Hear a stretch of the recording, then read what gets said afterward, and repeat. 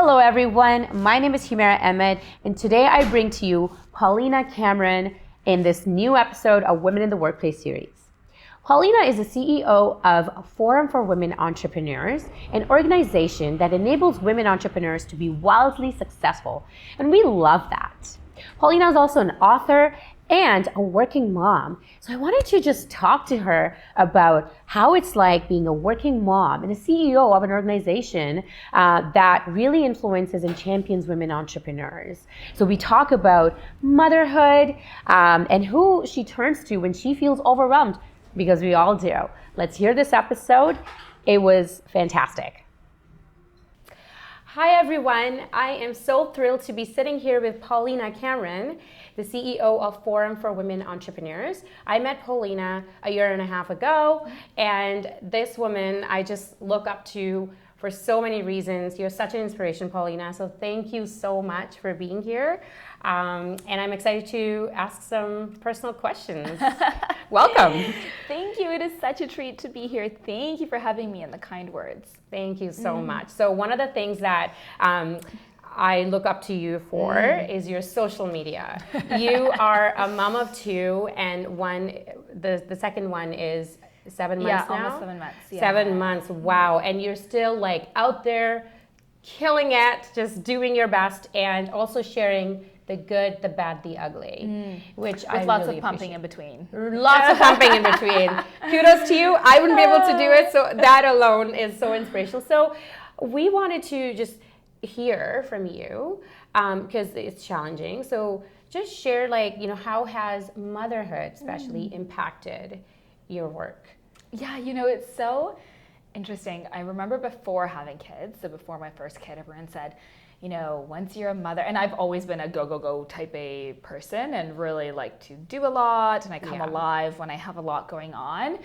And everyone would say, oh, just wait till you have kids, things will shift, things will change. And I would say they were right and they were wrong. So where they were wrong is I'm no less ambitious than before. I certainly am doubled down. Where they were right is things have changed in the sense that my priorities are super clear and I'm much more driven to make the impact that I want to make, and the rest is just fluffy noise that on most days can disappear and can go away. But certainly my ambition has not been impacted. And when I talk to a lot of women who are considering whether they're ready to have kids, whether they want to, it's still something that's out there as this narrative of one or the other. And I'm really interested in the narrative of where is the and? How can we thrive in both, and how can we design our works, our lives, all of those bodies to come together so that we can live in the and not in this weird binary of you're one or the other, you're this label or that label. I love it. So true. And so for a lot of us entrepreneurs, it's such a reality because, when people say, oh, who's staying home with your kids? Who's helping you out? The other parent, so on that, actually, you're the CEO, and being a CEO, it's a really hard job in that there's a lot of accountability and responsibility that comes with it.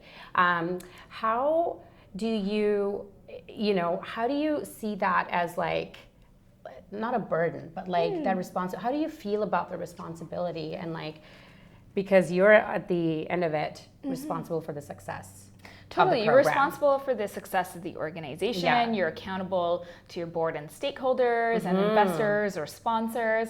And we have a team of 7. They have lives, and we're responsible to take care of them as well. Yeah. And most days it is really enlivening and really fun to think about and to get to do this kind of work. And you are right, there is a responsibility that comes with it. And so for me, what's most important is how do I have the right habits and mindsets so that I continuously lift myself up to see the forest for the trees and don't just get bogged down in the everyday, so that I think bigger picture, because it's so easy to just go day on day, hour by hour in kind of the cog of all the things that need to get done and need to move through. And if you don't carve out the time to step up and think bigger, think what else is possible, what is, the next 6 months, 1 year, 2 years, then all of a sudden you find yourself there and you're almost needing to work backwards. I was interviewing one of the entrepreneurs that we've supported, and she was talking about re-engineering or backwards engineering success. So kind of looking at where you really want to get to and where you want to go back to. But it's nice to do that, once a year when you have your big Totally. strategy day. Yes. But how do you infuse that into an everyday and ongoing basis? Like, what are the habits that you're actually putting in place? What are the practices? And then secondly, how are you keeping your mindset really positive? I think I consider a really important piece around supporting team and supporting our energy and our culture is uplifting, and how do we uplift individuals within the team? How do we uplift ourselves? Like, what language are we using to talk about how we feel about work? Is it, I'm so busy and overwhelmed, or is it we're so full and we're driving towards making this impact, right? Like, there's that reframe that feels different. Yeah, totally. And so I think the responsibility of a leader, and by the way, I think everyone is a leader in their role. Like, it's not just by title, but we all have the opportunity to shape the experiences and shape perception around it. And we all contribute to it. Like, culture isn't this weird thing that like someone hands you a piece of paper, like, here is your culture, be this. Yeah. Like, we all make the culture by every single conversation that we have, by the way we show 100%. Up for each other, right? And so I think we all hold a bit of that responsibility. And yes, as the leader or founder or CEO, you certainly have that role in making sure that cohesively that is all together and working, and having the hard conversations that then need to be had to facilitate that. I love that so much, because we have had a really rough month and a half in our household of, like, just being sick. My husband traveling a lot. This season's awful for It that. is, right? Yeah. And then just still throughout that, we still have goals. I have goals. And I always, like, if my team asks me, like, so how are you doing? I often, sometimes I'm just like, you know what? I'm having a rough day. Yeah. But then I'm also mindful of how often I say that, because then it starts to have the pattern of, like, not feeling great, and then it's energy, right? It's the vibe. So I'm mindful of that. Yeah, it's the energy, and I do think it's really important to show up as our real selves for everyone, right? Totally. And being like, we have a lot of, our team is all women, and so we have a few moms in the team. Yeah. And usually the first thing in the morning everyone asks is like, how was your sleep? How was the night? Yeah. I was up every hour. What was it like for you? And we have that moment, and that's cool to hold space for that.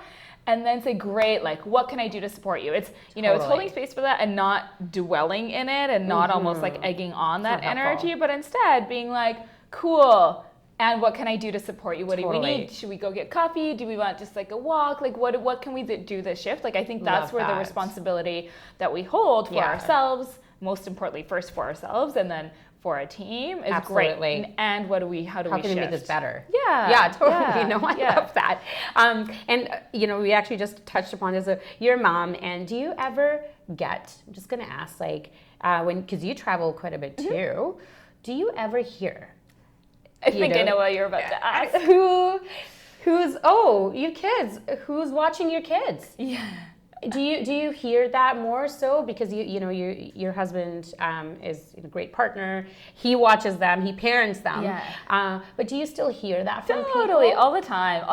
And so my husband's home with the kids full time right now. Oh, really? Yeah. So I give you this is my dream. This is great. Not that my husband.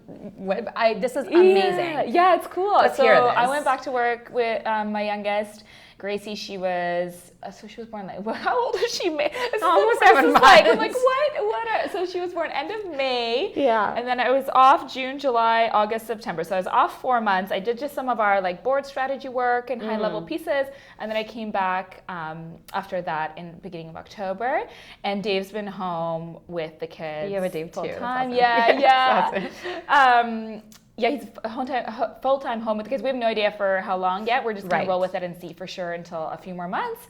I get that comment all the time. It's hilarious. And, depending on my mood, I kind of will just go, yeah, my husband's at home. He's loving it. And then the person will either think that's phenomenal, or they'll give me like a look like they think I'm an alien. Yeah. Or, sometimes if I'm feeling really cheeky, I'll say, when's the last time you asked a man that? Totally. Like, it just depends on how combative I'm feeling that day, and whether it's a battle I really want to fight or not. But traveling certainly does take a toll, only because I'm still breastfeeding, so I'm pumping like in the frickin' like plane and everywhere. You kind of just get over it, right? Yeah. Like, you just figure out the logistics, and you're like, whatever, I'm just gonna do it, and it's gonna be cool, and you just gotta roll with it, because what else? Like, what else is there? And I do think, you alluded to social media, so I do share a lot of just those photos or pictures of it, because I do think it just feels, I hope that it gives someone else permission to to feel like they can too. And you know, the most heartwarming messages that I will get is, I actually got one this morning and I loved it. So I've been taking my daughter to a lot of like conferences and events, and you never know how your baby's gonna be. Like, they could just scream for an hour, and it's awful. Rightfully so. Yeah, well, maybe not, but like it can happen. Totally, it can happen. And it takes a lot of courage, especially if I think, you know, for me, when I was a first-time mom, so it took so much more courage to do that, because you're just more worried about it, and you don't know what you're gonna do or how they're gonna be. And anyways, now I kind of just really care a lot less. I'm like, listen, everyone was a baby at some point. Just like get over it. Get over it. And so I had a mom message me. She said, I took my 4-month-old to a conference I really want to go to, and I was so scared to take her, and it went great, and she screamed, and it was okay, and it felt so good. Like, thank you for sharing those images. That's empowering. Like, that's, you know, social media gets like a bad rap for a lot of legit reasons. And I think if we can see it as a tool and a powerful tool to shift narratives, then it can be really helpful. 100%. And this is one of the reasons why I was like, you are so great for this episode for us, just to even talk about it, because these are topics that I think about. And a friend of mine just had a baby. She actually did FWE's E-Series, awesome. Lori Munoz. Oh, yeah. And so she brings her babies to our meetings. And it's so, because we have this little women's group in Victoria. Yeah. And she was like super pregnant when she came to E-Series, which we got to bond over because I was super pregnant. Totally, that's awesome. Yeah, I love that at most of our events, there's always babies. Like, we had a big pitch night a couple of weeks ago. Yes. And there were 3 babies in the room at like the Fairmont of 250 people. Like, just so great. So great. And so her and I do talk about that. Like, Paulina can do it. Lori, you can do it. She's like, exactly. And so she's doing it. And it's like that. So you have inspired so many of us. Makes me so happy. Yeah. So thank you so much for that. And one final question is that, again, you know, you're juggling a lot. There's a lot of pieces. You know, you're the CEO of an incredible organization. You're a mom. Wonderful mom. You're an inspiration to other entrepreneurs, and a wife as well, and of course, amongst many things, friends and such. So it must be overwhelming, or I think it would be. Who do you turn to? What do you do in those moments? Because we all have those. How do you navigate that and still be who you are? Yeah, I somehow was born with this pretty big capacity for doing, which I'm very grateful for. And I do work a lot on my mindset. Like, I do think that's one of the most important pieces that I can work on is, you know, there's like nothing I control in the world, but what I do have a choice about is how I perceive my experiences and how I show 100%. Up for them. Like, I get my, you know, I'll have a reaction to something, but how I respond, that is my choice. And so in those moments, that's what I try to get back to is, okay, this thing is happening. What is the story I'm creating about this thing? And what is my choice around how I'm going to respond and how I'm going to take care of myself through it? So I do have pretty good like tactical tools that I will use, like meditation, being outdoors is really big for me. And then I have this group of friends.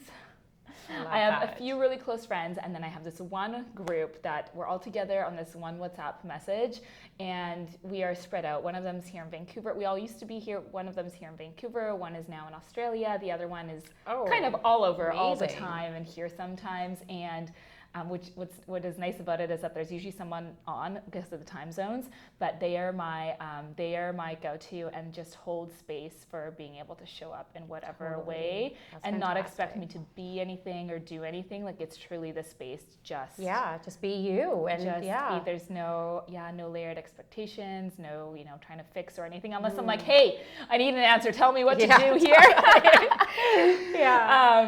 Then they do, but it's my backbone. Yeah. That's amazing. Thank you for sharing that. Any last piece of advice for women who might be struggling? Because we all go through that, lots of ups and downs. Might be struggling. The one thing that they can have with them and just feel that it's going to be okay. Anything. Oh gosh, it's going to be okay. Talk about it, because you never know who's going to come out and be able to support you. That's one thing I think accepting help for, especially really driven individuals, is challenging. It's asking for it and then also accepting it. Like, I sometimes can be good at, when I'm feeling really brave, asking for help, and then I never take anyone up on it. Which that can happen. Like, not helpful. So actually accepting the help And finding that community, you know, online, in person, On and Locelle. showing up on Locale, exactly. Yeah. Exactly. And just showing up for one another and building that out. Yeah. That's great. Thank you so much, Paulina. Such an honor to have you here. Yeah. I hope you learned something from this and get inspired. I will see you with the next episode. Hope you're having a beautiful day, and you've got this.